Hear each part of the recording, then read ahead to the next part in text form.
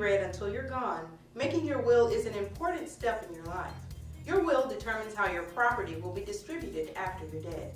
It gives the people you leave behind clear instructions at a time when grief prevents them from thinking clearly. Since the laws that govern wills differ by state, you may want to consult an attorney before you make your will. However, you can write your own will, and you can use a few basic steps to make your will more likely to hold up in court. First, decide how you're going to put your will on paper. Will you type it or write it by hand? Some states recognize what is known as holographic wills. These are wills that are written in your own handwriting. The benefit of a holographic will is that you don't need witnesses. The fact that it's in your own handwriting demonstrates that you actually wrote the will.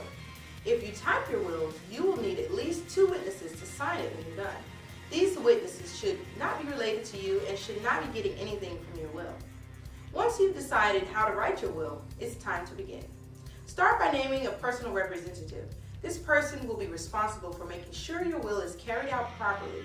It's polite to ask the person whether they would like to be your personal representative rather than surprising them.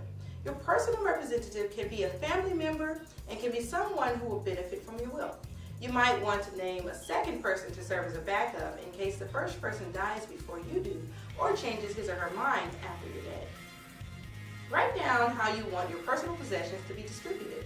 Keep in mind that most states provide for spouses and children to inherit some part of your estate, whether you write them in the will or not. If you want to specifically exclude one of your children, use a phrase like, "I'm excluding my son John from the will for reasons known to him." If you cite what those reasons are, you may give John an opening to fight the will in court.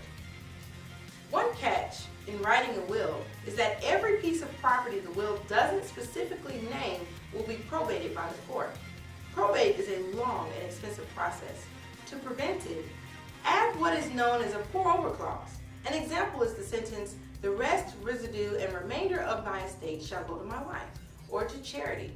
It can go to anyone as long as it's clear that it covers everything you haven't already mentioned. If you have children, the next step may be the most important in your entire will. Choose a legal guardian for your children in case they are under age 18 when you die.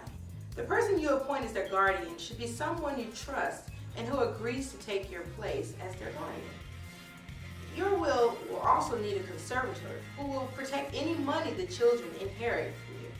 You can make the guardian and the conservator the same person or split the job between 2 people. That's the 3-minute law on making a will. Look for other topics of interest at 3minutelaw.com.